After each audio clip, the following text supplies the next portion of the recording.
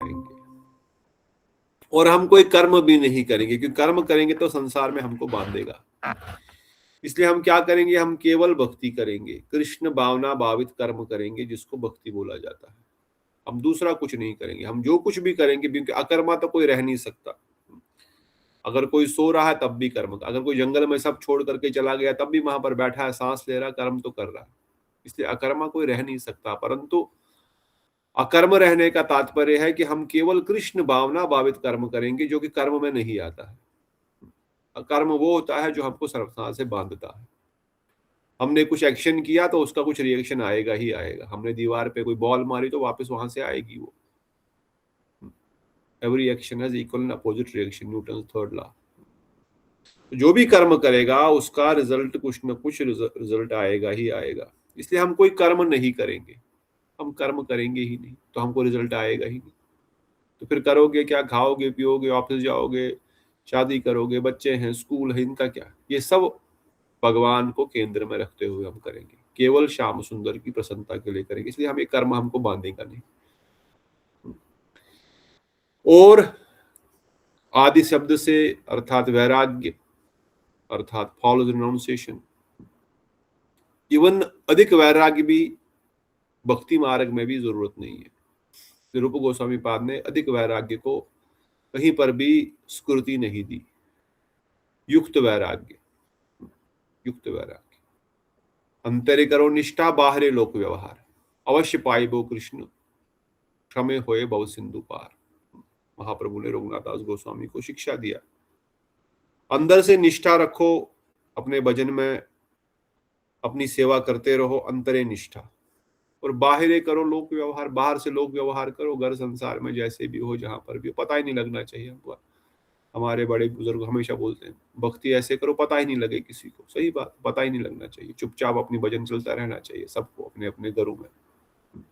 बाहर शो के लिए नहीं है। हाँ, आप प्रचारक हो, प्रचार के लिए जा रहे हो, सेवा के लिए जा रहे हो, फिर तो वो उत्तम सेवा है, गुरु जी का आज्ञा है और वैष्णव सेवा है, तो करने उसके लिए फिर पता चलेगा तो चलेगा।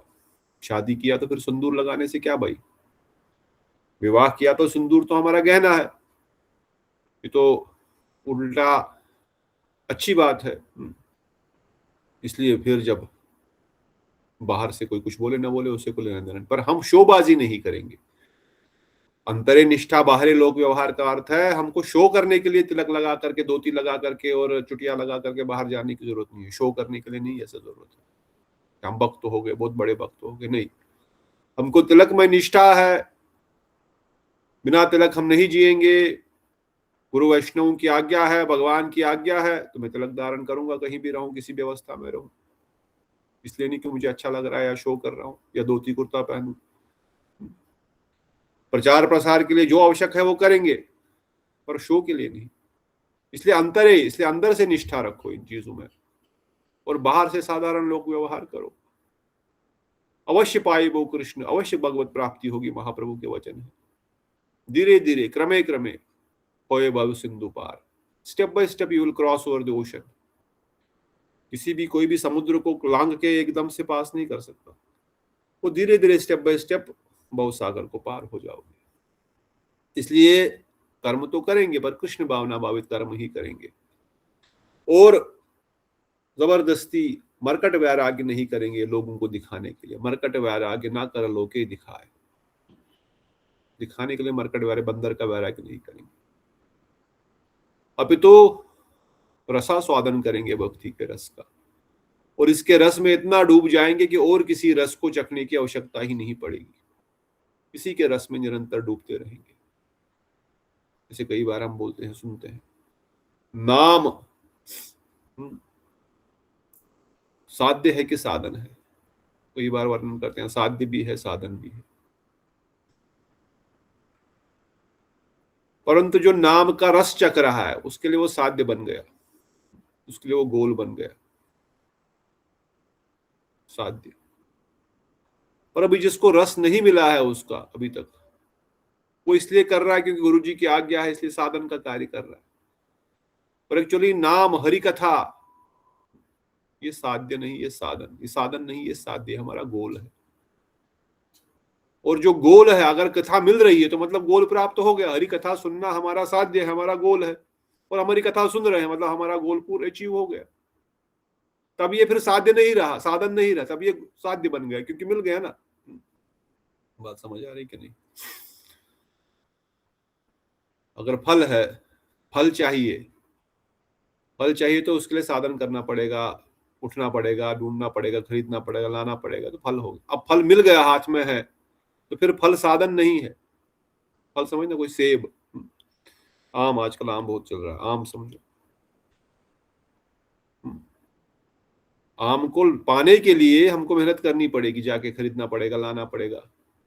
पर आम मिल गया, फिर वो आम साध्य साधन नहीं, फिर वो साध्य बन गया, वो गोल बन गया, और वो गोल प्राप्त हो चुका है। उसी प्रकार से हरि कथा भगवत प्राप्ति का साधन है, और हरि कथा साध्य भी है। और हरि कथा मिल गई तो साध्य प्राप्त हो गया, लक्ष्य प्राप्त हो गया, और क्या चाहिए? निरंतर तो हरि कथा ही चल रही है। तब कथा अमृतम तप्त जीवनम, निरंतर तो हरि कथा ही चल रही है। ब्रज गोपियां भी हरि कथा ही सुन रही है, नंद बाबा यशोदा मैया भी हरि कथा ही सुन रही है, स्निग्ध कंठ मधुकंठ तो रोज हरि कथा ही बता रहे हैं। स्वयं कृष्ण भगवान, बलराम जी सब बैठ करके हरि कथा, अपनी ही कथा सुनते रहते हैं। गोलोक वृंदावन धाम में भी निरंतर हरि कथा ही चल रही है। तो हरि कथा केवल साधन नहीं है, राधर हरि कथा साध्य है, जो हमको प्राप्त हो चुका है। बड़े सौभाग्यशाली कि हम रोज हरि कथा सुन पा रहे हैं। इसलिए नरोत्तम दास ठाकुर वर्णन करते हैं, हम अंदर से निष्ठा रखते हुए नवदा भक्ति के अंगों का पालन करो, उसमें भी श्रवण कीर्तन सिमरन के अंगों का पालन करो, और किसी दूसरे भक्ति के अंग को मत अपनाओ। दूसरे भक्ति के अंग मतलब नवदा भक्ति के और 64 भक्ति के अंगों को अपना सकते हैं किसी भी प्रकार के, मगर भक्ति को छोड़ करके किसी दूसरे रास्ते का सहारा मत लेना। ज्ञान का, कर्म का, त्याग का, यज्ञ का, तप का, व्रत का, इस सब का सहारा नहीं लेना। भगवत प्राप्ति के लिए भक्ति का ही सहारा लेना, क्योंकि इसी से भगवत प्राप्ति होगी, और किसी मार्ग से भगवत प्राप्ति होना असंभव है। पिछली बार हमने सुना था, समझा भी था कि इवन महाराज मुचुकुंद ने तो देवताओं तक का सेनापति बन गए। इससे बढ़कर वो क्या कोई टॉप मोस्ट पोजीशन अटेन कर सकता है? देवताओं के सेनापति कार्तिकेय जब चले गए थे स्वर्ग से, तब कोई ऐसा लीडर था नहीं वहां पर जो सेनापति बन सके। तो ये धरती के राजा महाराज मुचुकुंद को ले गया, और वो सेनापति बने, और कई देवताओं के वर्षों तक, कई वर्षों तक असुरों से युद्ध करके उनको खदेड़ दिया। फिर जाकर के जब कार्तिकेय वापस आए तो बोले अभी वापस जाता हूं। तो धरती पे तो कई सारे युग बीत गए, दिन तो छोड़ो। पर देवता का वर्णन करते, मांगिए कुछ भी मांगिए, आप जो भी चाहिए। कुछ नहीं चाहिए भाई, क्या दे सकते हो तुम लोग? हाँ, संसार भोग, स्वर्ग आदि नहीं, मुक्ति, मुक्ति नहीं मांगना, बस मुक्ति नहीं दे पाएंगे, मुक्ति हमारे पास नहीं है। तो देवताओं के सेनापति बनने के बाद भी कोई देवता मुक्ति प्रदान नहीं कर सकता, फिर क्या प्रदान कर सकते? संसार के जड़ भोग जो कि बाद में खत्म होने वाले हैं। इसलिए जब उनको कुछ नहीं मिल सकता है, इतना ही बड़ी सेवा करके भी, उन देवताओं के सेनापति बन करके भी, तो कौन से मार्ग को प्राप्त करके भगवत प्राप्ति हो पाएगी? भगवत, ऐसा कोई भी मार्ग नहीं है जो भगवत धाम, भगवत प्राप्ति करा सकता है बिना भक्ति मार्ग के। इसलिए अगर किसी प्रोसेस को फॉलो करना है तो केवल भक्ति के प्रोसेस को ही फॉलो करना पड़ेगा, और करने से भगवत प्राप्ति हो पाएगी। उन मुक्ति चाहने वाले को भी भक्ति का ही प्रोसेस फॉलो करना पड़ेगा, और भक्ति के प्रोसेस को, अनन्य भक्ति के प्रोसेस को फॉलो करना पड़ेगा। अनन्य चिंतयन्तो माम, भगवान का अनन्य चिंतन जो करता है उसी को भगवत प्राप्ति हो सकती है। अंतकाले च मामे स्मरण मुक्त्वा कलेवरम, जो अंतकाल में मेरे स्मरण करते हुए शरीर को त्यागता है। मन मना बहु मद भक्ता, अपना मन मुझ में लगाओ, मेरे भक्त बनो। सर्वधर्मानि परित्यज्य मामेकम शरणम व्रज, बस मेरी एक की ही शरण में आ जाओ, दूसरा नहीं चलेगा। यहाँ पर गीता का कोई भी श्लोक भगवान ने अपनी प्राप्ति का जहां पर भी उपाय बताया, वहां पर एकम, केवलम, मैं ही, ऐसा शब्द हर जगह प्रयोग किया। आप कोई भी श्लोक उठा के देख लेना। पहले पहले भगवान को, अर्जुन को बताया भगवान का भक्ति करो, भगवान का भजन करो, तो 6 से 12 अध्याय बताया भगवान मैं ही हूँ, 7 से 12 में नहीं बताया कौन है भगवान। भगवान का भजन करो, आत्मा का स्वरूप बताया, पर फिर स्पष्ट साबित किया मैं ही भगवान हूं। और फिर 11वें अध्याय और बाद में तो दिखा भी दिया साक्षात कि मैं ही विराट रूप सब कुछ हूं। इसलिए नरोत्तम दास ठाकुर वर्णन करते हैं किसी और का भजन करना नहीं है, किसी और उस प्रोसेस को भी नहीं अपनाना है, और एकांतिक भक्ति केवल भजन श्री कृष्ण की करनी। और फिर ये भी समझाया कि वही षड्वैष्णव पूर्ण है, उनकी भक्ति छोड़ करके दूसरे किसी की भक्ति करने से कोई लाभ नहीं होगा। हाँ मंजरी दीदी कुछ पूछना चाहते हैं? आपने कहा कि अभी जब तक व्रत नहीं करना, भक्ति करनी है, तो हम तो व्रत करते हैं भक्ति जन्म एकादशी और जितने भी हैं ठाकुर जी को पाने के लिए, उनकी कृपा प्राप्त करने के लिए। व्रत करने से यहाँ पर अर्थ है जो बाकी सब कर्मकांड पोर्शन के व्रत है। एकादशी का व्रत नहीं है, वो तो आनंद है, वो तो सेवा है, वो कृष्ण सेवा में लिया जाता है, वो भक्ति का अंग है। भक्ति के 64 अंगों में एक अंग क्या है? एकादशी व्रत। इवन पहले ही 20 अंगों में पहला भक्ति का अंग है। हम क्या तपस्या करते हैं? तपस्या करते हैं आग में बैठो, पानी में बैठो, एक टांग पे खड़े हो जाओ, हिमालय चले जाओ। ऐसा कुछ करने की आवश्यकता नहीं है। हमारी तपस्या कुछ नहीं, हमारी तपस्या है गले तक खाओ और खूब नाचो गाओ। यही महाप्रभु ने आज्ञा दिया था कुलीन ग्राम के निवासियों का। भक्ति क्या करें भगवान? बोले गले तक खाओ और नाचो गाओ। बस कहाँ तपस्या करते? हमको पानी में बैठने की आवश्यकता नहीं है, चारों ओर आग लगा के आग के बीच में बैठने की आवश्यकता नहीं है, एक टांग पे खड़े होकर के सर के बल खड़े होकर जप करने की तपस्या नहीं है। तो इन तपस्याओं से हमको दूर रहना है, ऐसा समझाया गया। इसलिए पहले बताया था कि हमारे जो साधन के अंग है, रादर वो साध्य है। अभी हमको तपस्या लग रही है नाम जप करना, पर नाम जप में आनंद है।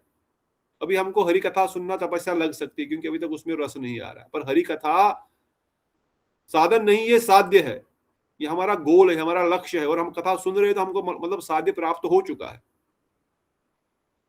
बात समझ आ रही है कि नहीं? Manjari ji, did I answer your question? हाँ जी प्रभु जी, कि वही जो व्रत आपने जो पहले बोला था वो मेटेरियलिस्टिक जो लोग करते हैं उसके लिए। हाँ, और हम जो भी कुछ कर रहे हैं ना, ये सब जो है वो एक्चुअली साधन है ही नहीं, ये तो साध्य ही है। नाम भी साध्य है, कथा भी साध्य है, प्रसाद भी साध्य है। अर्थात वहां पर भी प्रसाद ही पाते हैं ना, वहां पर भी निरंतर कथा ही चल रही है ना। श्रवण कीर्तन सिमरन ही हमारी साधना का प्रमुख अंग है। अच्छा बोल रही है साधना के प्रमुख अंग है, पर ये तो साध्य है, ये तो हमारे गोल है, ये तो प्राप्त करना है। वहां पर तो जाके कथा ही सुननी है, वहां पर जाकर कीर्तन ही करना, वहां पर सिमरन ही करना है। श्याम सुंदर का निरंतर कहाँ गए? अभी निकले, अभी शायद पहुंच रहे होंगे सांकेत वन में, यही सिमरन चल रहा है। अभी शायद स्नान कर लिया होगा, अभी शायद निकल गए होंगे। अभी उठो, जटिला आ रही होगी, चलो तो इनको श्रृंगार कराओ, फटाफट तैयार हो जाओ। निरंतर सिमरन ही चल रहा है। तो अभी की अवस्था में ये साध्य है क्योंकि हमको उसकी अनुभूति और उसका आनंद की अनुभूति नहीं कर पा रहे हैं। परंतु जिस दिन थोड़ा सा भी कथा में आनंद आने की अनुभूति लग जाए, नाम में आनंद रस की अनुभूति आने लग जाए, तब फिर आप नहीं बोलोगे कि ये साधन है, फिर तो ये साध्य और साध्य प्राप्त हो चुका है ऑलरेडी। तो निरंतर उसको और रसपान, और अधिक रसपान करते रहे, और पीते रहे, और पीते रहे, और पीते रहे। तब कथामृतम तप्त जीवनम, इसको पीते रहे, कोई खत्म ही ना हो पाए ये। इसलिए वर्णन कर रहे हैं कि हम लोग भगवान की ही एकांतिक भक्ति करेंगे। साधन अभी है, साधन तो करना पड़ेगा, अनर्थ बहुत है, पर अनर्थ निवृत्ति के लिए साधन नहीं हो रहा है, श्याम सुंदर की प्रसन्नता के लिए ही सब कुछ हो रहा है। यही फर्क है रागानुगा भक्ति और वैदिक भक्ति में। वैदिक भक्त साधन कर रहा है, जो भी क्रिया कर रहा है, कार्य कर रहा है भजन भक्ति के, वो इसलिए कर रहा है कि मेरे अनर्थ निवृत्ति हो जाए, मेरे पाप कट जाए, मैं नरक जाने से बच जाऊं, तो ये बन गए वैदिक भक्ति। पर रागानुगा भक्त जानता है बस श्याम सुंदर प्रसन्न हो इससे, बाकी तो ऑटोमेटिक हो जाएगा, मुझे चिंता नहीं किसी चीज की, न मुझे अपराध की चिंता है, न कर्म की, न पाप की, न किसी चीज की। श्याम सुंदर प्रसन्न हो जाए मेरे नाम से, मेरी कथा से, मेरे सेवा से, मेरे व्रत से, एकादशी पालन करने से, परिक्रमा से, बस ब्रजेंद्र नंदन प्रसन्न हो जाए कैसे। तो गोपीजन वल्लभ प्रसन्न हो जाएं, कैसे तो बस राधा ठकुरानी प्रसन्न हो जाए, बस यही मेरा इस सब करने का एकमात्र लक्ष्य है। इसलिए एकांतिक भक्ति, इसलिए नरोत्तम दास ठाकुर बताए फिर एक निष्ठ होकर के करो इसको, एक निष्ठ होकर के, यहां वहां मत भटको, यहां वहां मत जाओ। इवन जो इधर उधर भटके हुए उनका संग भी मत करो, उनसे दूर रहो, क्योंकि वैसी प्रवृत्ति हृदय में आ जाएगी। इसलिए केवल शुद्ध भक्तों का संग करो, उत्तम वैष्णवों का संग करो, जिनकी मति कृष्ण में रम चुकी है, ऐसे वैष्णवों के संग में रहो, क्योंकि संगे शक्ति कलयुग है, संग में ही शक्ति, संग ही बचा पाओगे। संग से छूट जाओगे तो कोई नहीं बचा पाएगा। ये संग एक बाउंड्री वॉल की तरह है, साधु संग। जब तक साधु संग के बाउंड्री वॉल में है तब तक हम बचे हुए। हाँ, जब आप एकदम परिपक्व हो जाओगे, खुद एक बाउंड्री वॉल बन जाओगे, फिर आप कहीं पर भी रहो, आपको कुछ नहीं कुछ कर पाएगा, उल्टा आप 10 लोगों को और बचाओगे। Then you are self boundary wall, फिर आप खुद बाउंड्री वॉल बन गए हो दूसरों के लिए, फिर कोई चिंता नहीं है। और तब तक चिंता है कि कहीं कोई हवा का झोंका आकर के गिरा न दे इसको। इसलिए क्या करो, तब तक वैष्णव के संग में रहो और एक निष्ठ भक्ति करो और अपने आप को दैन्य रखो। ये नहीं कि अब मैं बहुत बड़ा भक्त बन गया, फिर तृतीय अध्याय में वंदना। अपने दैन्य की प्रार्थना रोज भगवान से करो, क्योंकि दुष्कृति युक्त अनर्थ, सुकृति युक्त अनर्थ तो आराम से दूर हो जाएगा। 4 नियम पालन करना कोई बड़ी बात नहीं है। कुछ समय में भक्ति के प्रभाव से खुद ही आदमी नियम पालन करना प्रारंभ कर देता है। आज जिनके लिए प्याज लहसुन छोड़ना या बाकी सब कठिन था, थोड़े समय में वो ऑटोमेटिकली ही पालन कर लेगा, उसको कुछ अधिक मेहनत नहीं लगेगी। और फिर दुष्कृतियां नहीं करेगा, गलत काम नहीं करेगा तो अनर्थ कोई आएगा नहीं। पूर्व जन्मों के होंगे तो दीक्षा काले शिष्य करे आत्मसमर्पण, ताहि काले कृष्ण करे वर्ण। दीक्षा हो गया, शिष्य ने गुरु जी को आत्मसमर्पण कर दिया, गुरुदेव ने सारे अनर्थ पाप ले लिए, खत्म हो गया, खत्म। अब तो कोई डर ही नहीं। अब क्या, ताहि काले कृष्ण करे आत्मसम, भगवान ने अपने जैसा बना दिया उसको, तो अनर्थ कहां से रह गए। हाँ, स्फूर्ति युक्त अनर्थ ये भी खत्म, क्योंकि दोनों ही चले जाएंगे। और फिर भी कोई ना कोई लेश मात्र कुछ रहेगा तो उसका थोड़ा सा हमको भगवान शक्ति देंगे उससे बचाने की। परंतु दुष्कृति स्फूर्ति अनर्थ तो फिर भी ठीक है, निकल जाओगे बाहर। परंतु ये जो अपराध युक्त अनर्थ है और ये जो भक्ति युक्त अनर्थ है, ये तो बहुत दूर तक नहीं छोड़ते। ये तो भाव अवस्था तक नहीं छोड़ते हैं, भाव अवस्था तक भी नहीं छोड़ पाते हैं। अनर्थ निवृत्ति, रुचि, निष्ठा, आसक्ति छोड़ो, श्रद्धा, साधु संग, भजन क्रिया, अनर्थ निवृत्ति, निष्ठा। निष्ठा से रुचि में भी आ गए तब भी कोई अपराध युक्त अनर्थ का कुछ न कुछ लेश मात्र रह जाता है, 10%। भक्त रसामृत सुंदर माधुर्य का दमनी याद करो, वो चार्ट याद करो।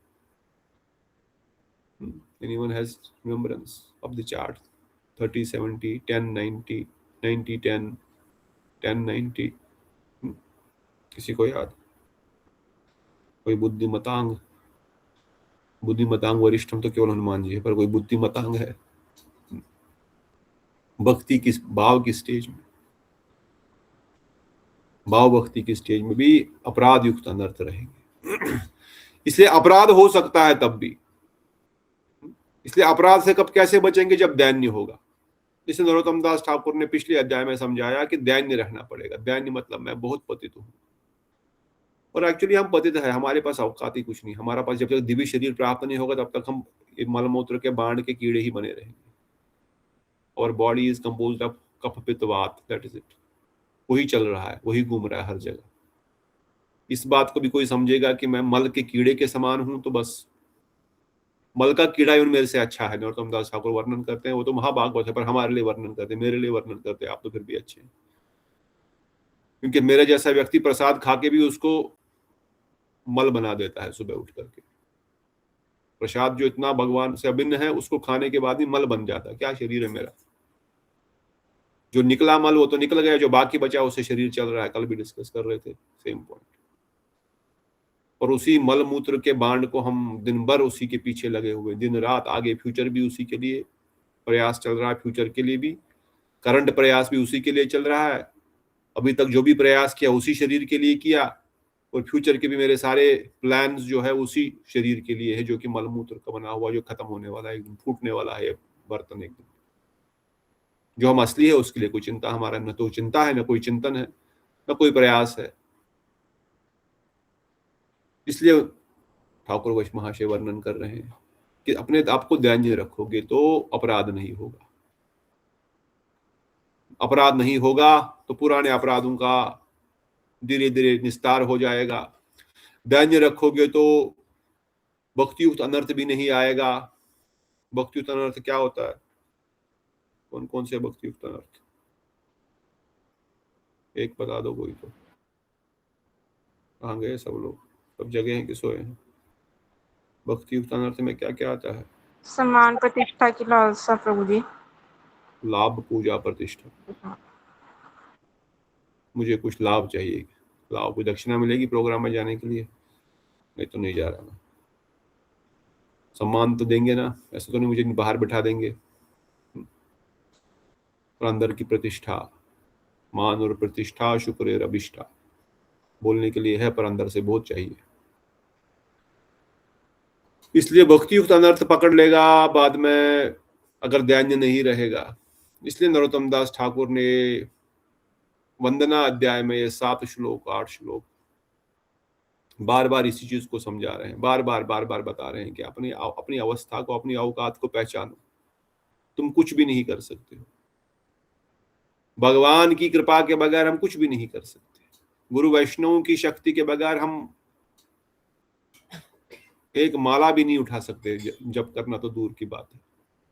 उनकी शक्ति के कारण ही अगर थोड़ा सा वजन हो रहा है तो हो पा रहा है, नहीं तो कुछ भी नहीं हो रहा। काम, क्रोध, लोभ, मोह, मद, मत्सर इतने खतरनाक मगरमच्छ है कि एक ने अगर मुख खोला तो 1 सेकंड नहीं लगेगा उसको पकड़ने के लिए।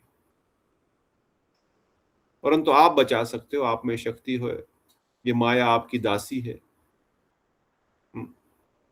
आप सूर्य समय, माया अंधकार है। जहां आप है वहां माया का कोई अधिकार नहीं है। इसलिए हम आपकी शरण है। इसलिए अगर ये दैन्य रहेगा और ये वंदना हम निरंतर प्रार्थना करते रहेंगे, दैन्य खाली बोलने से नहीं होगा, मैं दैन्य हूं, मैं दैन्य हूं, मैं दैन्य नहीं। उसके लिए प्रार्थना करनी पड़ेगी अपने आप को, अपने आंतरिक मन से। अपने बार बार इन प्रार्थनाओं को बोलना पड़ेगा, बार बार इन दैन्यमय भजनों को गाना पड़ेगा। ओहे वैष्णव ठाकुर दया रसागर एदा से करुणा कोई, गोपीनाथ मम निवेदन सुनो, विषयी दुर्जन सदा काम रत किछु नाही मोर गुण, सर्वस्व तुम्हारे चरणे सौंपिया पड़ीछि तुम्हारे घरे, तुम ही तो ठाकुर तुम्हारा कुकुर बोली वो जान हमोरे। मैं तुम्हारा कुकुर हूं, मैं तुम्हारा कुत्ता हूं, मुझे अपने पास रखो। पाली वो निकट है, मुझे अपने पास पालो। मैं आपके घर के बाहर रहूंगा, डिस्टर्ब भी नहीं करूंगा। और अगर कुछ आप देंगे, मुझे फेंकेंगे खाने के लिए, तो मैं खा लूंगा। नहीं देंगे तो मैं कुछ नहीं बोलूंगा। और मैं निरंतर सेवा करूंगा। प्रतीप जने, अगर कोई विपरीत व्यक्ति घर में आएगा, उसको घुसने नहीं दूंगा। मैं आपकी सेवा में निरंतर रहूंगा, क्योंकि मैं तो कुकुर हूं, मैं आपका कुत्ता हूं। तुम ही तो ठाकुर, तुम्हारा कुकुर। ये दैन्यमय प्रार्थना है। आप ही मेरे सर्वस्व है, सर्वस्व तुम्हारे चरण सौंपिया। ये तुम्हारा घर है, मैं तो बस केवल इसका केयर टेकर हूं। इसलिए नरोत्तम दास ठाकुर, ये दैन्य की भावना रहेंगी और ये दैन्य प्रार्थनाएं रहेंगी, तो फिर माया अटैक नहीं करेगी, अपराध भी नहीं होगा। और फिर अब इस चतुर्थ अध्याय में वर्णन कर रहे हैं स्पष्ट रूप से कि युगल भजन कैसे किया जाएगा और युगल भजन के लिए निष्ठा किस प्रकार की चाहिए। कृष्ण भक्ति भजन करना है एकांतिक भक्ति में, हमें भक्ति का ही रास्ता अपनाना है। परंतु भक्ति के रास्ते के माध्यम से आराध्य भगवान ब्रजेश तनयम, ब्रजेंद्र नंदन की, ब्रजेंद्र सुत की रादर, जैसे हमने पहले कई बार डिस्कस कर चुके हैं। ब्रजेंद्र नंदन से क्या अर्थ है? क्या अर्थ है ब्रजेंद्र नंदन से? कौन है ब्रजेंद्र नंदन? कौन है? मंजरी दीदी बोली राधिका। और कौन बोला? ब्रजेश तनयम कौन है? राधा रानी। कृष्ण भी है, ऐसा नहीं है, but yes, for us it is Shrimati Radha Rani. इसलिए उन राधा गोविंद का कैसे भजन, युगल भजन की मैं कैसे निष्ठा होनी चाहिए। उसके लिए प्रार्थना कर रहे हैं। आन कथा अन व्यथा नाही जने जने तथा, तोमार चरण स्मृति साजे अविरत अविकल, तुया गुण कल कल गाई जेना सतेर समाजे। कहते whoever there, wherever there is mundane discussion and tribulation, I will stop myself from going there. Let the remembrance of your lotus feet adorn my heart. May I continuously and profusely sing your transcendental qualities time and again in the society of devotees. क्या करेंगे, क्या प्रार्थना कर रहे हैं कि जो संसार के फजूल बकवास है, जो ग्राम्य कथा है और जो उनके उपद्रव है, जहां पर भी ये हो रहा है वहां पर मैं नहीं जाऊंगा। जहां पर ग्राम्य कथा हो रही है, फजूल की बकवास हो रहा है, लड़ाई झगड़े हो रहे हैं, वहां पर मैं नहीं जाऊंगा। तो क्या करूंगा, हे गोविंद मैं आपके चरणों को निरंतर धारण करते हुए उनका ही सिमरन करूंगा। कृपा करके मैं आपके ही गुणों का, आपके नाम का, आपकी गुणगान करता रहूं, और अकेला नहीं बल्कि साधु संग में, साधु समाज में, सतेरा समाजे, मैं निरंतर आपका ही गुणगान गाता रहूं साधु संग में। यही मेरी एकमात्र अभिलाषा है। फिर वैष्णवगण वर्णन करते हैं हम कैसे नाम भजन कर सकते हैं। उसके लिए नरोत्तम दास ठाकुर बड़ा सुंदर प्रोसेस दिए हैं। हम कैसे नाम में, कथा में टिक करके आगे बढ़ सकते हैं। हम कैसे एक एक कदम ही सही पर आगे बढ़ते रहेंगे। उसके लिए क्या प्रोसेस है, उसके लिए बोल रहे हैं, उसके लिए you should offer pranam and parikrama to the foot dust and charanamrit of the Vaishnavas. वैष्णव समाज में बैठ करके मैं भजन करूंगा वैष्णव के साथ। अगर कृष्ण कृपा चाहिए तो वैष्णव के पूजन करो, उनके चरण धूलि को प्रणाम करो, उनका चरणामृत लो, उनका महाप्रसाद ग्रहण करो। अगर वो नहीं देते हैं अपना चरणामृत महाप्रसाद तो उनके संग, जो उनके जो निज परिकर है, उनसे प्रार्थना करो। रघुनाथ दास गोस्वामी नित्यानंद प्रभु की कृपा के बारे में सब जानते हैं। पानीहाटी दही चूड़ा महोत्सव, नित्यानंद प्रभु ने सब पे कृपा करी रघुनाथ दास गोस्वामी के माध्यम से। रघुनाथ दास गोस्वामी को जब वैष्णव ने आशीर्वाद दिया, कई बार घर छोड़ के बार बार भाग रहे थे, वापस जाना चाहते थे महाप्रभु से मिलने, विवाह भी हो गया, सब कुछ हो गया, पर महाप्रभु का विरह नहीं सहा जा रहा। जा रहे हैं, पिताजी बहुत बड़ा करोड़पति आदमी है, उस समय उनकी 1000 स्वर्ण मुद्राएं उनका महीने का कमाई है, खुद के और बाई के भी। कैन इमेजिन, 1000 स्वर्ण मुद्राएं कोई छोटी सी चीज नहीं है। दही चूड़ा महोत्सव में पूरे 40 गांव वहां पर आकर के सब दही चूड़ा खाए, दूध दही कर्पूर, एक मीठा एक नमकीन वाला, फल फूल क्या क्या नहीं पकवान बने। करोड़पति है पर महाप्रभु से नहीं मिलने जा पा रहे। जब भी जाते हैं माता पिता पकड़ लेते हैं, जब भी जाते हैं माता पिता पकड़ लेते हैं। फिर नित्यानंद प्रभु की कृपा, नित्यानंद प्रभु ने बोला जाओ तुमको दंड दिया जाएगा, जाओ सबको प्रसाद खिलाओ। सबको प्रसाद खिलाया, सबको। और फिर नित्यानंद प्रभु क्या किए, प्रसाद खा के चले गए नहीं, महाप्रभु को बुलाया, न केवल बुलाया, उनको प्रसाद खिलाया। फिर जितने भी वैष्णव आए थे, हजारों वैष्णव आए थे, उन सबको बुला, इनको आशीर्वाद दो, आप इन पर अपना आशीर्वाद दो कि इनका मनोरथ पूर्ण हो जाए। इनकी जो भी इच्छा है, नित्यानंद प्रभु जानते हैं क्या इच्छा है, परंतु बोल रहे जो इनका मनोरथ है वो पूर्ण हो जाए, जो इनकी हृदय की भावना है वो पूर्ण हो जाए। सारे वैष्णव भरपेट प्रसाद पा करके दोनों हाथ खड़े करके तथास्तु आपका मनोरथ पूर्ण हो जाए, आशीर्वाद दिए। वैष्णव को क्या चाहिए, भगवान का महाप्रसाद बस, कथा रूप कान से, मुख से, और कुछ नहीं चाहिए उनको। निरंतर हरि कथा अमृत पान करते रहे और मुख से महाप्रसाद ग्रहण करते रहे। और तब शीघ्र ही नित्यानंद प्रभु की कृपा से, उन वैष्णव की कृपा से 2-4 दिन में ही रघुनाथ दास गोस्वामी चले गए। तब भी माता पिता पीछे पकड़े पड़ने के लिए, बोला अब क्या फायदा, जब इसको स्वर्ग की सुंदरी अप्सरा नहीं बांध सकी, इंद्र से अधिक इसके पास वैभव ये नहीं बांध सका, तो अब हम क्या इसको सैनिकों से पकड़वाएं। पहले भी तो माता पिता ये सोच सकते थे, पर तब तक नहीं सोच रहे थे, जब तक कृपा नहीं हुई सभी वैष्णव की, तब तक बार बार पकड़ के लेके आते थे, बार बार पकड़ के लेके आते थे। अब खुद ही बोल रहे हैं अब चला गया तो जाने दो, क्या फायदा। जब हम इसको बांध नहीं पा रहे, अप्सरा का प्रेम इसको, सौंदर्य नहीं बांध पा रहा है, इंद्र का वैभव इसको नहीं बांध पा रहा, तो हम क्या बांधेंगे इसको। और वहां से घर से उसको हजारों स्वर्ण मुद्राएं हर महीने बेचते थे।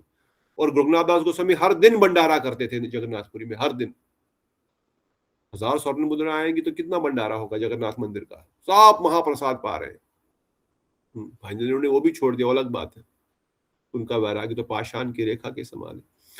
पर वैष्णव वर्णन करते हैं कि इस प्रकार से वैष्णव की कृपा ग्रहण करो, तब जाकर के ठाकुर की कृपा होगी।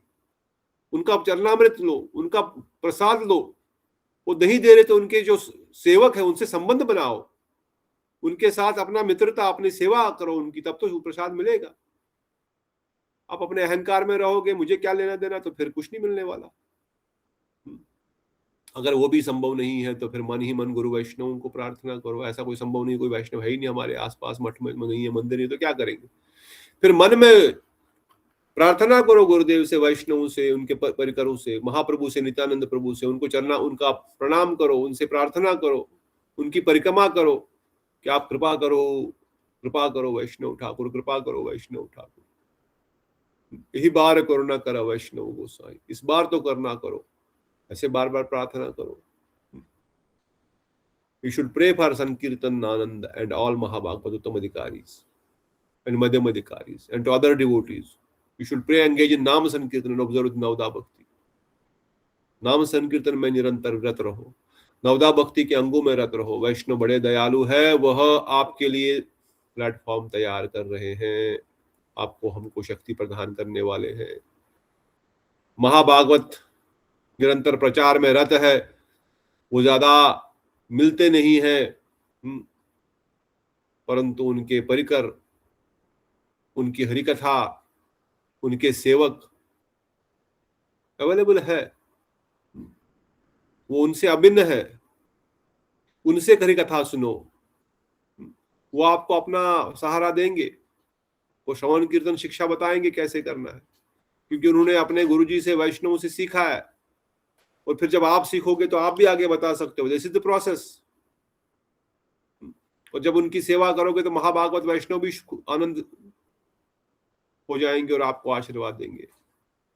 इसलिए जब गुरु वैष्णव की शरणागत रहेंगे तो अनर्थ अपराध नहीं होंगे। इसलिए बार बार कहते हैं, आश्रय लैया बजे कृष्ण ताहे नाही तजे। जो आश्रय में रह के भजन करता है उसको भगवान हमेशा स्वीकार करते हैं, नहीं त्यागते हैं उसको। इसलिए आश्रय लेकर के भजन करो, बिना आश्रय के भजन संभव नहीं है। तब भक्ति के माया देवी कभी अटैक नहीं करेगी। इसलिए अपने आप को गुरु वैष्णव के चरणों में समर्पित करते हुए गुरुपाद पद्म का आश्रय ग्रहण करो। अगर उनके आश्रय में है तो, नहीं तो विषयों का चिंतन होने से विषयों में आदमी चला जाएगा। जायतो विषयापुंसां संगास्ते सुपजायते संगा संजायते कामः कामः क्रोध उपजायते। गीता में भगवान वाल्मीकि के, जो हम पहले डिस्कस कर चुके हैं कई बार। काम कहां से आता है? जब चिंतन होता है। चिंतन क्यों होता है? जब इंद्रियां उसके विषय में सोचती है, जब पहले कुछ ऐसा कोई देखा होता है, सुना होता है, पूर्व जन्मों में भी उसकी अनुभूति होती है, पूर्व जन्मों की अनुभूतियां वो आ जाती है, याद सिमरन आ जाती है, और इंद्रिय भोग के प्रति जीव आकर्षण हो जाता है, नेचुरली हो जाता है, क्योंकि पूर्व जन्मों की आकृति होती है। इसलिए उसके बाद जब काम उत्पन्न होगा, काम पूरा नहीं होगा तो क्रोध उत्पन्न होगा, क्रोध उत्पन्न होगा तो सम्मोहा, क्रोधा भवति सम्मोहा, मोह हो जाएगा, अधिक आसक्ति हो जाएगी, और आसक्ति सम्मोहा स्मृति विभ्रमा, सम्मोह हो गया तो स्मृति का नाश हो जाएगा, अच्छा बुरा करने का विवेक चला जाएगा, और स्मृति ब्रह्मा बुद्धि नाशो, स्मृति में ब्रह्म हो गया तो बुद्धि का नाश हो गया, बुद्धि नाशा प्रणश्यति। एक बार बुद्धि का नाश हो गया तो फिर सर्वनाश हो गया, फिर बचा क्या? बोलते ना बुद्धि नाश अगर कोई तो मक लो, इसलिए बुद्धि नाश नहीं होने देना। और इस बुद्धि नाश का रूट कॉज क्या है? जायतो विषयापुंसा, यहां से फॉल डाउन शुरू हो जाता है, विषयों का चिंतन करने से, भोग का चिंतन करने से। I want to enjoy, this is my enjoyment, ये 5 इंद्रियों के भोगों की प्रवृत्ति, उनका चिंतन करने से this is the first step of fall down. Ultimately the last step is प्रणश्यति, सर्वनाश।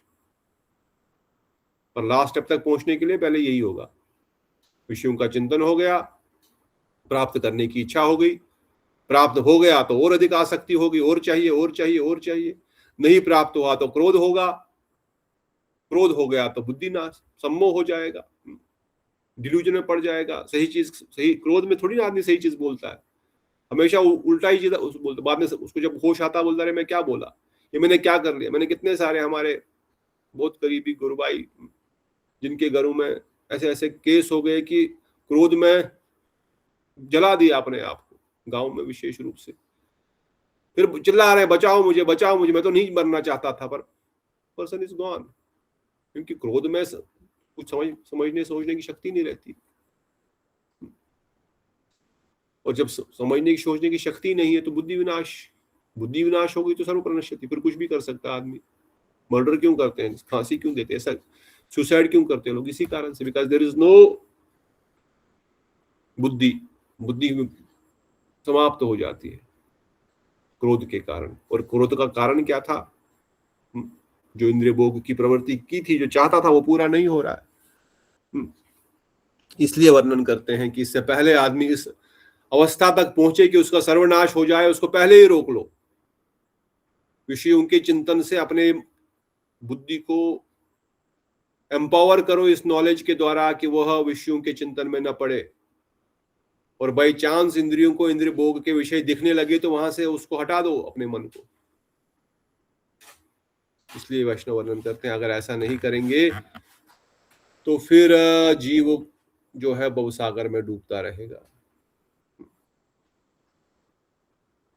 प्रभुपाद जी ने किसी को कहा, कोई उनके पास मिला, बोले आर यू जेंटलमैन प्रभुपाद? वो व्यक्ति बोला यस आई एम जेंटलमैन। किस प्रकार का जेंटलमैन है तू? तू मांस खाता है, मछली खाता है, सब कुछ खाता है, तू क्या का जेंटलमैन है? व्हाट टाइप ऑफ जेंटलमैन आ रही हो? जेंटलमैन क्या ऐसा करते हैं, आज तुम उसको खाओगे कल वो तुमको खाएगा, तुम शेर बन के फिर खाते रहो मांस ही मांस, मगरमच्छ बन करके फिर तुम मांस ही मांस खाते रहो और कुछ खाओगे ही नहीं। तो good quality is not because I am wearing suit pant coat पाट, बढ़िया घर में बढ़िया बंगले में बैठा हुआ हूँ, बढ़िया मेरा नाम है, बढ़िया मेरे को सलाम मारते हैं लोग, that is not the real quality.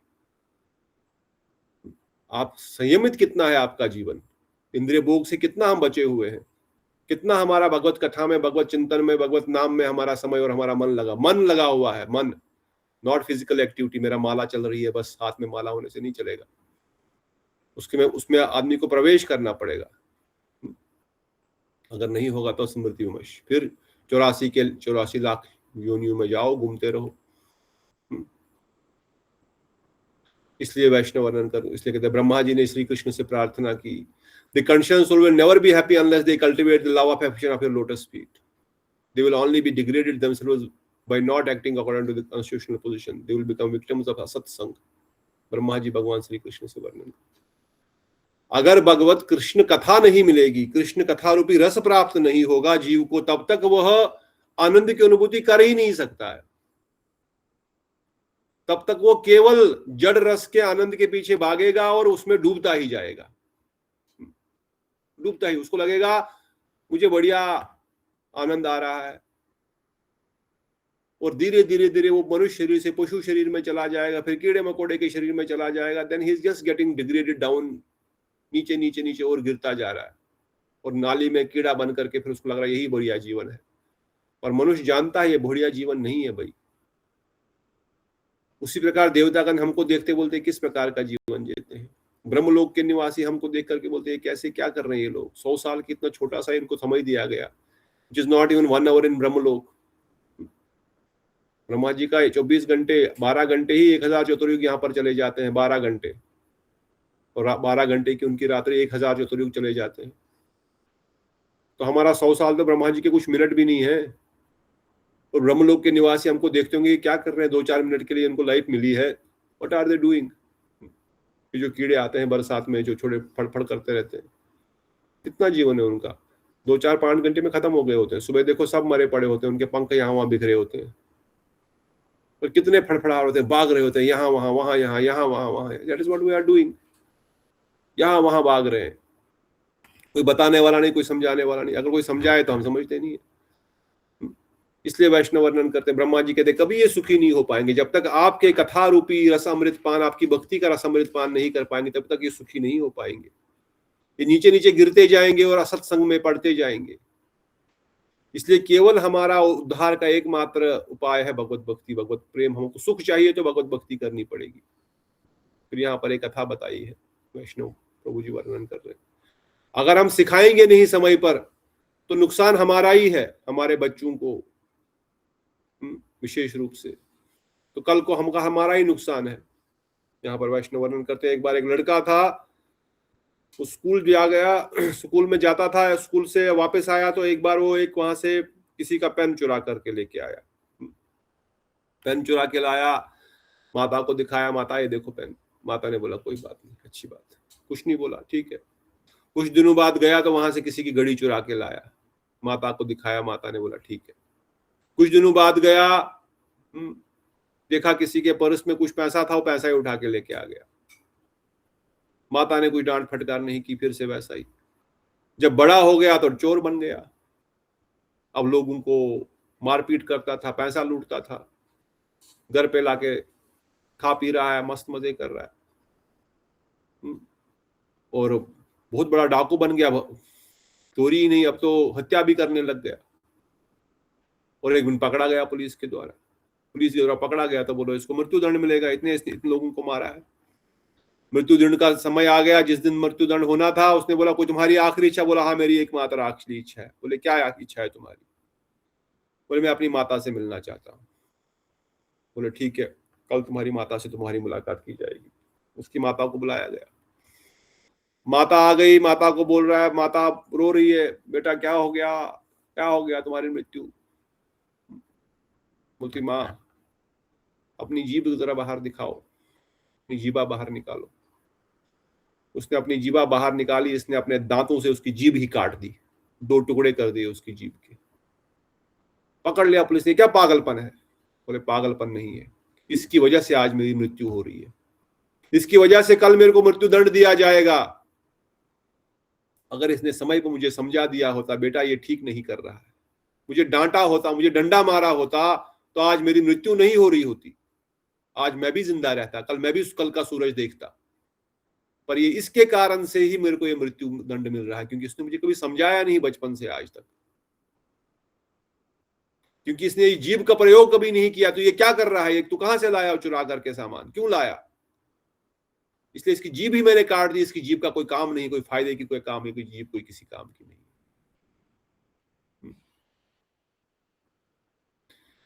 इसलिए हमारा कर्तव्य है, कल को कोई हमको ये ना बोले,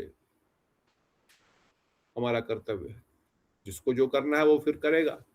और ये तो नहीं बोलेगा कि हमारे माता पिता ने हमको समझाया नहीं, कभी बताया नहीं बेटा भजन करो, भक्ति करो, ये यही सर्वोत्तम रास्ता है, संसार के भोगों में रहने से कुछ नहीं मिलने वाला है।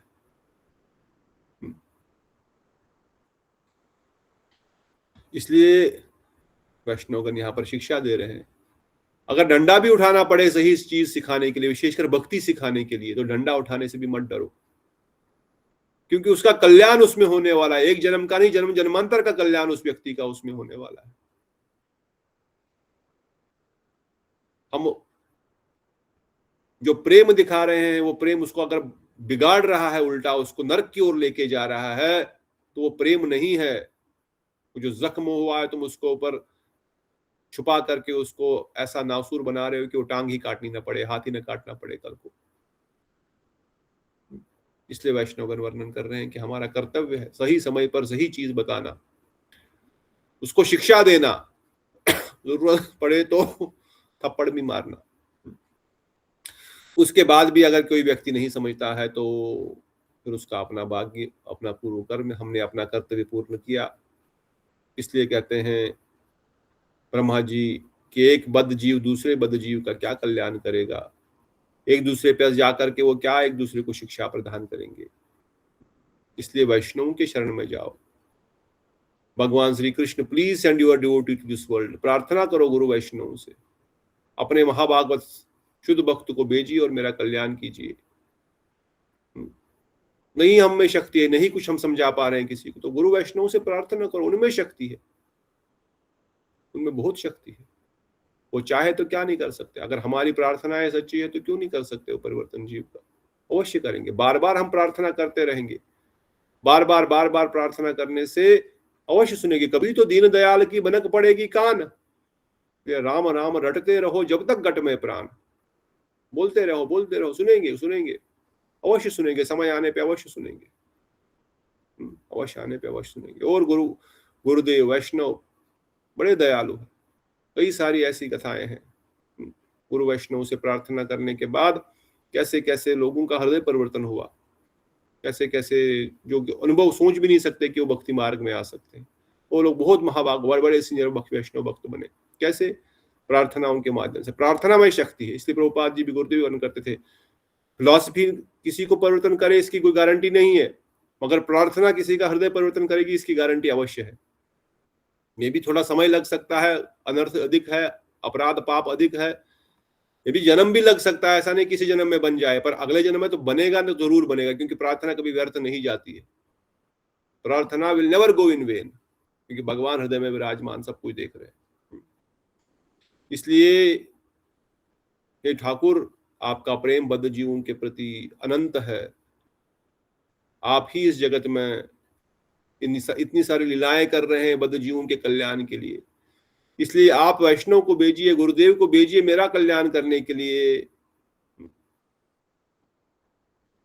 इसलिए एक चोर भी अगर प्रॉपर सही गाइडेंस में मिल जाए तो वो भी अच्छा व्यक्ति बन सकता है।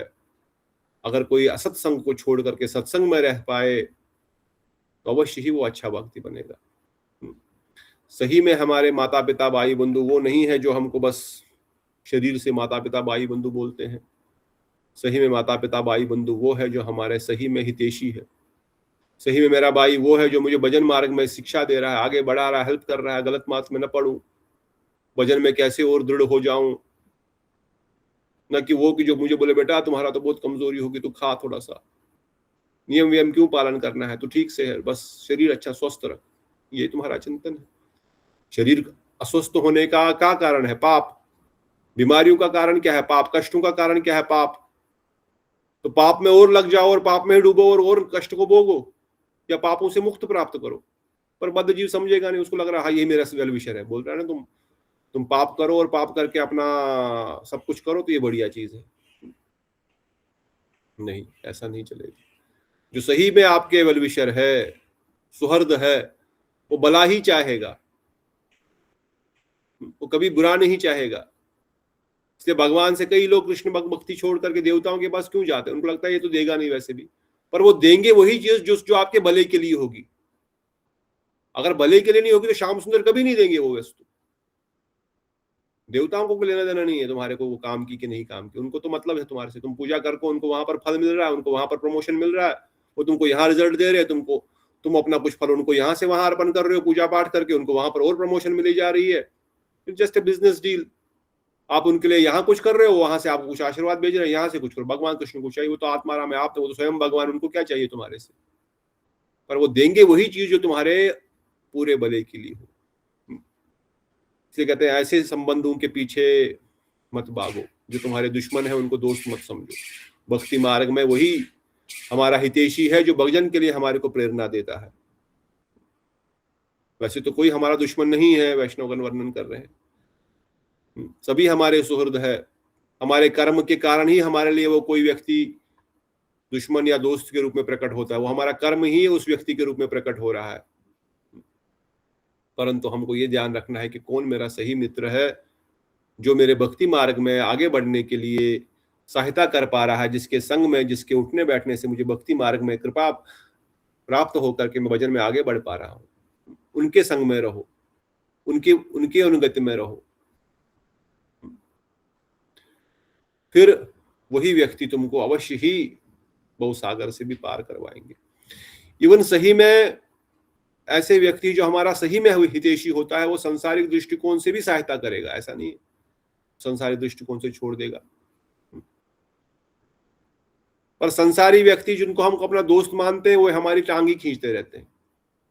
हमको लगता है हमारा दोस्त है, हमारी मदद, अगर वो भक्त नहीं है ना, he can never be A well wisher. एक भक्त में ही दया भावना होती है, और उसका वेल विशर होना भी उसके दृष्टिकोण से हो सकता है उसको लगे मैं इसका वेल विशर हूं, क्योंकि उसका दृष्टिकोण बहुत लिमिटेड है, उसकी अंडरस्टैंडिंग बहुत लिमिटेड है, इसलिए उसको लगता है कि मैं इसके लिए भले के लिए कह रहा हूं, यानी कि वो दुश्मन है, कुछ उसको लग रहा है यही भला है, और उसको अंडरस्टैंडिंग नहीं सही भला क्या है इसके लिए। और सही भला जानने वाला वही है जो सही में उस स्तर तक पहुंच चुका है, जो गुरु वैष्णव के अनुगत्य में इस आध्यात्मिक जीवन की अनुभूति कर चुका है। नहीं तो 90% लोग तो संसार में एक दूसरे की टांग खींचने के लिए लगे हुए हैं। तो जिस प्रकार से एक क्रैब दूसरे क्रैब को ऊपर चढ़ता है, बाहर वो दूसरा टांग खींच के नीचे खींच लेता है, तू कहाँ बाहर जा रहा है इस जंगल से, इस जाल से, आज इधर ही बैठ मेरे साथ। यानी कि मैं भी बाहर निकलूं इसकी सहायता से नहीं, बल्कि उसको भी अंदर खींचना है। Maximum people in the world are like that. This is worldly life. मैं तो डूब रहा हूं, तुमको भी ले डूबूंगा मैं, तुम क्यों बाहर जा रहे हो। इसलिए यहाँ पर वैष्णव का वर्णन कर रहे हैं। सबसे पहले युगलम निष्ठा भजन के लिए साधु संघ का अनुगति करो, तत्साधु मन्ये सुरवर देहि नाम। श्रीमद् भागवतम प्रहलाद महाराज प्रार्थना कर रहे हैं। तो पढ़ना चाहता है लास्ट के 5 मिनट तो पढ़ सकते हैं, ये तो मैं ही पढ़े जा रहा हूँ। वैसे मैंने तो इसको हिंदी में डायरेक्ट ट्रांसलेट किया। अगर 5 minutes anyone want to read, please read Prahlad Maharaj's instruction from Srimad Bhagavatam 7.5.5, and then we will stop this first chapter, first shloka. Anyone? No? कहते हो best of demons, as far as I have understood, as explained by my spiritual master, anybody who has accepted the temporary situation in the material life is certainly harassed by the anxieties because of he has fallen into the dark well of household life, which is like a dam that checks the flow of spiritual advancement of the soul. One should thus leave everything and go to the forest of Vraja, taking full shelter of Krishna. ये संसार प्रहलाद महाराज बोल रहे हैं कैसा है। जब पिता को पूछा, पिता ने पूछा तुमने क्या शिक्षा ग्रहण किया, बोले हे असुर श्रेष्ठ, पिताजी ने ही बोला असुर श्रेष्ठ, ओ बेस्ट एमंग डेमन्स, असुर श्रेष्ठ है आप। हाँ, पिता तो मेरा केवल भगवान है। मैंने यही सीखा है मेरे गुरुजनों से, जिसको ये टेम्पररी शरीर मिला है, इसमें निरंतर कोई ना कोई कष्ट अवश्य चलता ही रहेगा। ये बनाया ही इसलिए गया, ये दुखालय बनाया ही इसलिए गया। इसमें there will be enough miseries, enough troubles till the end of your life। इसलिए हम उस दिन डिस्कस कर रहे थे। हम समस्या का समाधान ढूंढ सकते हैं अपने प्रयासों के द्वारा, पर आपदा का कोई समाधान नहीं है। बाढ़ आ गई, कोई उस बाढ़ को रोकने में समर्थ नहीं है, कुछ नहीं कर सकता। केवल भगवान से प्रार्थना किया जा सकता, भगवान इसको रोक लो। भूचाल आ गया, अर्थक्वेक आ गया, हिल रहा है सब कुछ, कोई कुछ नहीं कर सकता इसको। किसको रोकने की शक्ति? भूचाल को कौन रोक सकता है? क्या करोगे उस? बस भगवान से प्रार्थना किया, भगवान आप इसको रोक लो। सूखा पड़ गया, कौन रोक सकता है सूर्य की गर्मी को? इतना तेज गर्मी है, कोई रोक सकता है? कोई नहीं रोक सकता। तो क्या कर सकते हैं? प्रार्थना कर सकते हैं, हे भगवान ये वर्षा हो जाए, कुछ तो हो जाए, कुछ तो कृपा हो जाए, वर्षा की कृपा हो जाए। That is the only solution. ये आपदाओं का कोई सोल्यूशन नहीं है हमारे पास। प्रॉब्लम्स का सोल्यूशन हो सकता है टेम्पररी सोल्यूशन। सर दर्द हो गया, पैरास्टामोल ले सकते हैं। पेट दर्द हो रहा है, नॉर्फ्लॉक्स ले सकते हैं। बॉडी पेन हो रहा है, ब्रूफिन ले सकते हैं, कुछ तो ले सकते हैं। प्रमोशन नहीं हो रही, कुछ कोर्स करके आगे बढ़ सकते हैं। ये प्रॉब्लम है, पर समस्या का समाधान भी है। शादी नहीं मिल रही है, किसी पंडित जी के पास जाओ, कुंडली उंडली दिखाओ, कुछ करो, कुछ ऐसा उपाय हो सकता है वो भी हो जाए, हो जाएगा। सोल्यूशन टू समस्याओं का सोल्यूशन है वो बुद्धि से और संसार के आगे पीछे हाथ पैर चलाने से हो जाएगा। परंतु रियल प्रॉब्लम, रियल आपदा क्या है? The real problem is not headache, headache is temporary. थोड़ी देर के लिए ठीक हो जाए, बात ठीक हो जाएगी। Real problem of life is what? क्या है रियल समस्या? असली समस्या क्या है? मुकेश प्रभु बताओ, पुष्पा दीदी बताओ, असली समस्या क्या है? शुभम प्रभु बताओ, असली समस्या जीवन की क्या है? कोई समस्या ही नहीं है। जन्म मृत्यु जरा व्याधि इज द रियल प्रॉब्लम। वो है आपदा, उसको कोई दवाई से, कोई कुंडली से, कोई मेहनत से, किसी दोस्त के द्वारा, किसी के द्वारा उसको सोल्यूशन नहीं किया जा सकता। उसके लिए केवल एकमात्र सोल्यूशन है भगवत भक्ति। द रियल आपदा, the real problem is not temporary problem, the real problem, not a problem. वो है जन्म मृत्यु जरा व्याधि। जन्म लेना, बार बार मर जाना, बुढ़ापे में आना, बीमारियों को ग्रहण करना, this is the real problem. यही आपदा है, और इसको कोई भी संसारिक कोई भी प्रोसेस ऐसी नहीं जो इसको निकाल सके। इसके लिए भक्ति ही करनी पड़ेगी। बाकी छोटी मोटी प्रॉब्लम्स के लिए आप बुद्धिमान एनफ है, आप सोल्यूशन निकाल सकते हैं, और निकालने की जरूरत भी नहीं, वैसे वो तो खुद ब खुद ही चली जाएगी। मेरे कितने सारे दोस्त, हम कॉलेज लाइफ में थे, कभी बीमारी बुखार के लिए दवाई नहीं खाते थे, बोलते ये खुद ही जाएगा, दवाई खाने से कुछ नहीं होने वाला है, दिस इज यूजलेस। हाँ, इन्फेक्शन हो जाए बहुत ज्यादा तो फिर अलग बात है। ये बुखार छोटे मोटी चीजों के लिए क्या दवाई खाते रहे तो बस क्या करेगा, टेम्परेचर बढ़ाएगा, पसीना निकालेगा, उल्टा बॉडी की रेजिस्टेंस कम कर देगा। तो कहने का तात्पर्य यह है कि दवाई मत खाओ, ऐसा नहीं है। जिसको जो दवाई जरूरी है वो खाओ। कहने का तात्पर्य इतना है कि जो संसार की छोटी मोटी प्रॉब्लम्स है वो छोटे मोटे प्रयासों के द्वारा ठीक हो जाएंगी, फिर से आएंगी, फिर से चली जाएंगी। ये प्रोसेस चलता रहेगा जब तक आखिरी सांस हम लेते रहेंगे। There will be enough problems in the bed of death. मृत्यु सामने खड़ी तब भी मेरे को पता है 4-5 प्रॉब्लम भी सॉल्व मैंने नहीं किया था। अभी तक मैंने 50,000 सॉल्व कर ली है, पर 50,000 और आ चुकी है, अब 2-4 और बची है, उनको भी निकाला, तब 4 और आ गई कहीं से, कुछ नहीं। दिस मटेरियल इज डिजाइन्ड इन सच अ वे, भगवान खुद बनाया ही ऐसे गया है कि हमको हमेशा एंगेज रखने के लिए प्रोसेस ऐसा बनाया गया। ऐसे तुम एंगेज होते रहो, फिर तो निकलोगे बाहर। परंतु ये प्रॉब्लम सॉल्व करने के लिए नहीं आए थे हम लोग, हम प्रॉब्लम सॉल्व करने आए थे हम इस जगन मृत्यु जरा व्याधि से बाहर कैसे निकले। इसलिए certainly harassed by the anxiety of being fallen into the dark well of household life, which is like a dam that checks the flow of spiritual advancement। उसमें एक बांध लगा हुआ है सामने, जहां पर जो स्पिरिचुअल एडवांसमेंट का कोई प्रोसेस आगे बढ़ ही नहीं सकता। जैसे पिछली बार भी हमने सुना, कुछ भी नहीं करेगा फिर भी खेत में घास उगी जाती है, कुछ लगाया तो भी नहीं। गृहस्थ आश्रम में कुछ ना कुछ हमेशा चलता ही रहेगा। There will be always something or the other। इसका नहीं तो उसका, उसका नहीं तो उसका, उसका नहीं तो उसका, कुछ ना कुछ तो चलता ही रहेगा। इसलिए क्या बताया गया, one should leave and go to the Vrindavan, go to the forest of Vrija and take shelter of Sri Krishna। अब वो मन से जाओ या शरीर से जाओ, अल्टीमेटली मन से जाना मोर इंपॉर्टेंट है। मन हमारा ब्रज में पहुंच जाए। इसलिए प्रहलाद महाराज ये शिक्षा दे रहे हैं कि निरंतर घर गृहस्थ में ही नहीं फंसे रहना है, उससे बाहर निकलो, भगवान का भजन करो। ये सूखे कुएं में कुछ नहीं मिलने वाला। पानी होता फिर भी आदमी मर जाता, यहाँ तो मर भी नहीं सकता क्योंकि पानी है ही नहीं, सूखा कुआं है। इसलिए भगवान का भजन करो। फिर तुम महाप्रभु के वचन है, ग्रह था को वने था को सदा हरि बोल। फिर घर में रहो या वन पर, भगवान का bhajan is important. Go and worship, do bhajan of Krishna is more important. और इसके लिए हमारे अंदर स्ट्रॉन्ग डिजायर होनी चाहिए कि मैं असत संग में नहीं रहूंगा, मैं इन संसारी बद्ध जीवों का जो केवल संसार भोग में लगे हुए उनके संग में नहीं रहूंगा। मैं किसके संग में रहूंगा, जहां कृष्ण कथा, कृष्ण कीर्तन, हरि कथा चल रही, हरि सेवा चल रही है, उनके संग में रहूंगा, न कि उनके संग से दूर रहूंगा। फिर चाहे मैं इस संसार में रहूं या उस जगत में रहूं, स्वर्ग में रहूं या नरक में रहूं, निरंतर मुझे बस हरि कथा, हरि कीर्तन, नाम जप, सेवा मिलती रहे, then doesn't matter where I am. और हरि कथा, हरि कीर्तन करते करते फिर भगवान के प्रति विरह की अनुभूति हो। आप किधर है, आपका दर्शन क्यों नहीं हो रहा है, आपके स्वरूप का दर्शन क्यों नहीं हो रहा, कोई लीला दर्शन क्यों नहीं हो रहा, अनुभूति क्यों नहीं आ रही, थोड़ा सा हृदय में थोड़ा सा तड़प उठे।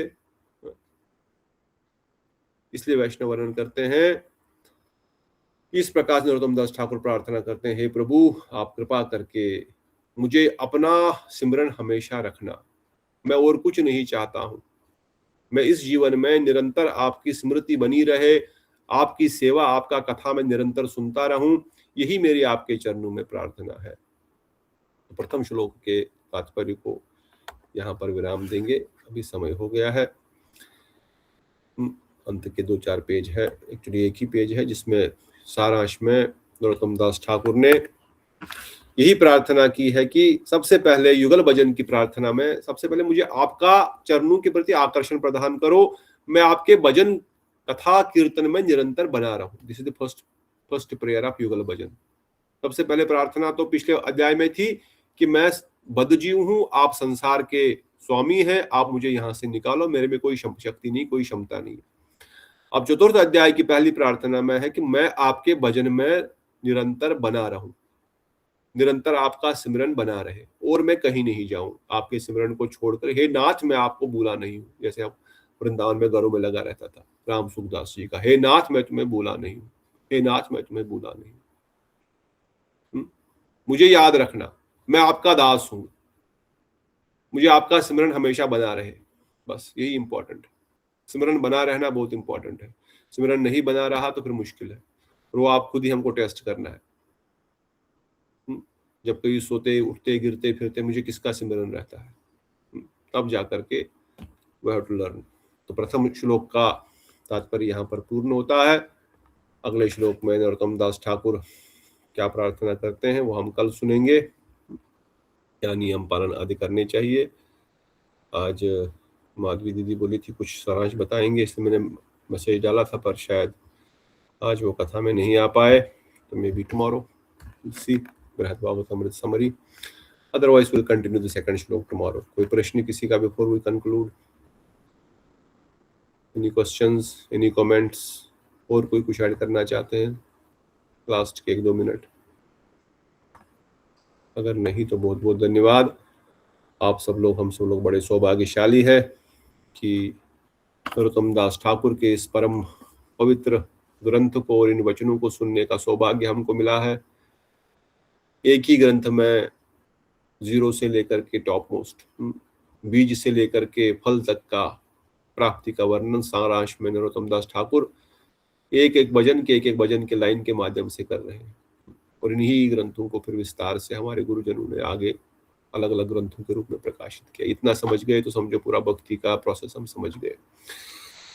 तो इन्हीं वचनों के साथ बोलो श्री नरोत्तम दास ठाकुर की जय, प्रेम भक्ति चंद्रिका श्री देव की जय, ललिता विशाखा जी की जय, जय श्री वृंदावन महारानी की जय, गोवर्धन जी की जय, जय श्रीवास आंगन की जय, श्री राम की जय, अनंत अनंत वैष्णव वृंद की जय, प्रभुपाद की जय, महाराज की जय, हरे हरि बोल, हरे कृष्ण प्रभु जी, दंडवत श्याम सुंदर प्रभु, कृष्ण प्रभु, श्याम चंद्र मोहन प्रभु जी दंडवत प्रणाम, मिहिर प्रभु दंडवत प्रणाम, बीना दीदी दंडवत प्रणाम, शीला दीदी दंडवत प्रणाम, शुभम प्रभु, रेवती दीदी, पंसी दीदी, हरे कृष्ण प्रभु जी, हरे कृष्णा तुलसी दीदी, हरे कृष्णा बीना दीदी, सकले चतुर्थ प्रणाम, बिटा दीदी नंदत प्रणाम, जय जय श्री राधे दीदी नंदत प्रणाम, हरे कृष्ण प्रभु जी, जय जय श्री राधे श्याम, सबको मिले श्री वृंदावन धाम की जय।